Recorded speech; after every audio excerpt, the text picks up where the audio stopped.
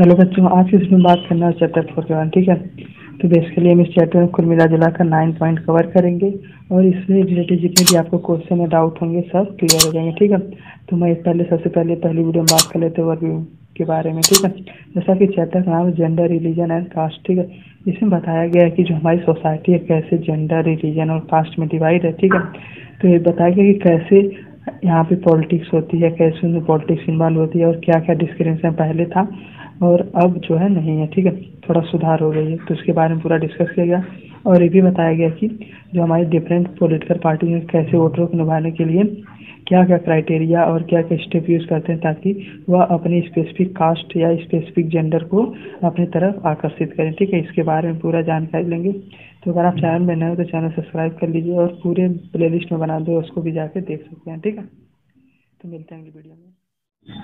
तो हम देखिए बात कर लेते हैं कि जेंडर को लेकर कैसे हमारे पॉलिटिक्स होती है। ठीक है, तो जेंडर को लेकर बेसिकली हमारे जैसे कि हम जानते हैं कि मेल फीमेल हमारी सोसाइटी डिवाइड है। ठीक है, तो इसमें देखते हैं कि जो इसमें देखते हैं कि जो हमारी फीमेल है उनको या वुमेन है उनको पहले कम वेज मिलता था। ठीक है, लेकिन जब रूल आया तो उसके बाद सबको इक्वल वेज मिलने लगा। और आगे ये भी देखते हैं कि लिटरेसी रेट यानी जो पढ़ने लिखने में ज़्यादा पुरुषों को ही या मेल कैटेगरी को ही ज़्यादा प्रोत्साहन दिया जाता था। और यहाँ तक कि छोटी है जो बच्चियों को भी उतना शुभ नहीं माना जाता था।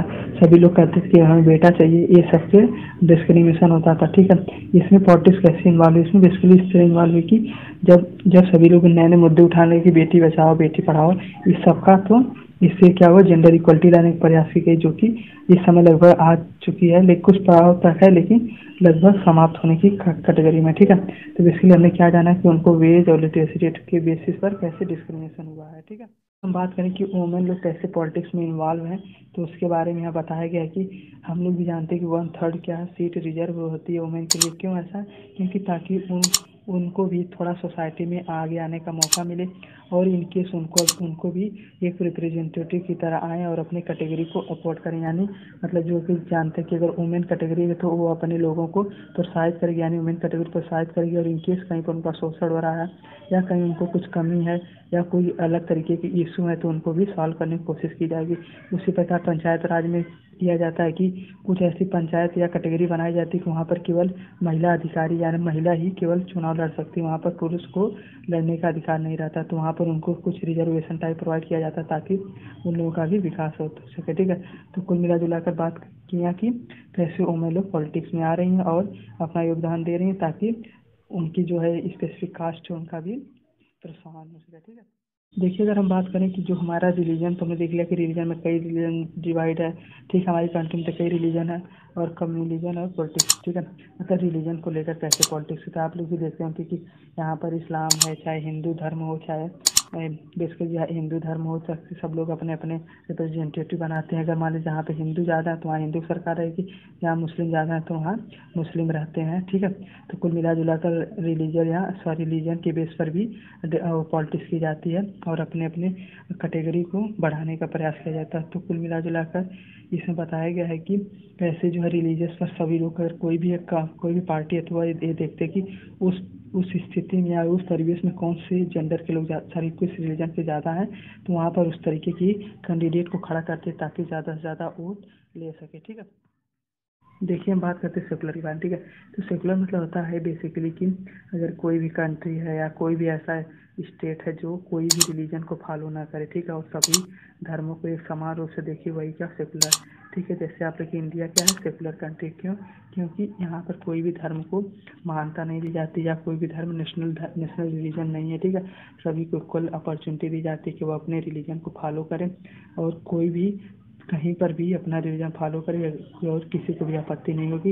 इनकेस अगर वो अपना धर्म नहीं पालन कर सकता है तो वह अपने फंडामेंटल राइट्स के ही अंतर्गत आता है। वह चाहे तो कोर्ट में PIL या कुछ इसी तरह के दायर कर सकता है कि वहाँ पर उसको परेशान किया जा रहा है, उसको या प्रेस किया जा रहा है कि इस धर्म को फॉलो करो या इस धर्म को फॉलो ना करो। ठीक है, तो कुल मिला जुला कर सेकुलर मतलब क्या होता है कि जो भी कंट्री बिना किसी उसका नेशनल रिलीजन ना वही क्या हो जाएगा सेकुलर हो जाएगा। ठीक है, अब देखिए हम बात कर लेते हैं कि कम्युनलिज्म के बारे में, ठीक है। तो इसमें बेसिकली ये बात है कि अगर कोई भी जैसे नेता है या कोई पार्टी या कोई भी रूलिंग गवर्नमेंट है, अगर किसी स्पेसिफिक ग्रुप को टारगेट करके वहाँ पर अपने कैंडिडेट को खड़ा करेगी, चल मान लीजिए कहीं पर बैकवर्ड क्लास के लोग ज़्यादा हैं, तो वहाँ पर अगर उसको अपने कैंडिडेट खड़ा करेगी तो वो लोग क्या बेसिकली हो जाएंगे, हाँ वो लोग बेसिकली हो जाएंगे कि किस कैटेगरी से हैं, हाँ कम्युनिटी कम्युनल वाले हैं, ठीक है। मतलब वहाँ पर एक किसी खास कम्युनिटी पर फोकस किया जाएगा तो वही क्या हो जाए, कम्युनलिज्म हो जाएगा, ठीक है। चाहे बैकवर्ड क्लास हो, यहाँ पर कास्ट के बेसिस पर नहीं, मतलब कि मान लीजिए कहीं पर बैकवर्ड क्लास है तब सभी लोगों को फोकस किया गया, जहाँ पे व्यापारी हैं व्यापारियों को फोकस किया गया और वहाँ पर व्यापारी कैंडिडेट को खड़ा कर दिया गया, तो क्या है, तो वहाँ पर उन लोगों को ज़्यादा वोट देंगे। तो वह एक वोट लेने या पार्टियों जितनी पार्टी जो उनका एक क्राइटेरिया होता है ताकि वहाँ पर ऐसे रिप्रेजेंटेटिव खड़े करें जो उनको ज़्यादा से ज़्यादा वोट दे सके, ठीक है। तो हम बात कर लेते हैं कास्ट सिस्टम एंड पॉलिटिक्स के बारे में, ठीक है। तो हम लोग जानते हैं कि हमारी जो सोसाइटी है हमारी कंट्री में कई तरीके के कास्ट में डिवाइड है। तो बेसिकली जितनी भी हमारी पार्टीज होती हैं, जितनी पॉलिटिक्स होती हैं, वह सब उसी बेसिस पर होती है। वो लोग मान लीजिए कहीं पर जितने बैकवर्ड क्लास के लोग ज़्यादा हैं तो वहाँ पर अपने बैकवर्ड क्लास के कैंडिडेट को खड़ा करेंगे, क्यों खड़ा करते हैं, ताकि ज़्यादा से ज़्यादा ज़्यादा से ज़्यादा वोट उनको मिल पाए। और अगर इन केस कोई भी कॉन्फ्लिक्ट राइज हो तो क्योंकि देखिए उन्हीं के कास्ट का रहेगा तो उनके जितने भी कॉन्फ्लिक्ट है आसानी से सॉल्व कर लेगा। दूसरी ये बात कि वहाँ के ज़्यादा से ज़्यादा वोट को अपनी तरफ आकर्षित करेगा, क्यों, क्योंकि सभी लोग अपने कास्ट में सबकी मानसिकता तो पहले थी, लेकिन हमने जब क्योंकि अब लोग एजुकेटेड हो चुके तो इससे नहीं, मतलब जो अच्छा करेगा वही को ही वोट देंगे। अब इसमें कास्ट सिस्टम थोड़ा थोड़ा डिमोलिश हो रहा है, ठीक है। तो इसलिए बेसिकली नीड इसमें समझ लिया कि क्योंकि ज़्यादा लोगों का वोट आकर्षित करने के लिए पार्टी रूलिंग पार्टी या रनिंग पार्टी ऐसे कैंडिडेट खड़ा करते जो उन्हें की कास्ट का हो, ठीक है। हमने देखा कि हमारी सोसाइटी कई पार्ट में डिवाइड है, लेकिन जो हमारी अगर ज़्यादा कंप्यूटराइज ना हो और जो कास्ट की पॉलिटिक्स थोड़ी कम हो, उसके लिए हमारी इलेक्शन कमीशन ने रूल बनाया है। पहला रूल है कि इन केस अगर कोई पार्टी जीतती है तो कम से कम उस वह और जगह से जीती, मतलब कोई अगर एक जगह से जीत के सरकार नहीं बना सकता और उससे सब कटेगी। मान लीजिए कोई भी पार्टी है एक जगह से चुनाव जीती और दूसरे जगह से चुनाव हार गई तो वह अपनी पार्टी नहीं बना पाई, क्यों, क्योंकि सभी ग्रुप को जितनी भी हमारी पार्टी है कम से कम एटलीस्ट सभी लोगों का साथ सबका विकास वाला फंडा फॉलो करना चाहिए, ठीक है। इलेक्शन कमीशन ने इसी तरह रूल बनाया है कि कोई भी भड़का नहीं सकता या कोई भी ऐसा नहीं कर सकता कि हम इस कैटेगरी तो हम ही इसी कैटेगरी का वोट चाहिए और किसी को मत भड़काऊ बयान नहीं दे सकते। तीसरा ये बात है कि किसी को भावना भी आहत नहीं कर सकते, यानी किसी को सब ज़्यादा जोर जबरदस्ती भी नहीं कर सकते, ठीक है। तो कुल मिला कर तीन रूल, ये पहला ये कि सभी जगह से जीतना अनिवार्य है उस कैंडिडेट को अगर उसको नेशनल लेवल पर पार्टी बनानी है, ठीक है। तो कंक्लूजन में हम देख लिए कि जेंडर रिलीजन और कास्ट की बेसिस पर कैसे पॉलिटिक्स होती है और वुमेन लोगों की स्थिति क्या है, उनका कैसे पहले एज को लेकर डिस्क्रिमिनेशन होता था, लिटरेसी रेट कम था, लेकिन धीरे धीरे समय के अनुसार सभी चीज़ चेंज हो रहा है। और ये भी देखा कि जो वुमेन हमारी हैं कैसे लोकसभा राज्यसभा में उनको धीरे धीरे आगमन हुआ और वो लोगों ने भी अपनी कैटेगरी यानी वुमेन कैटेगरी को बढ़ाने का प्रयास किया, ठीक है।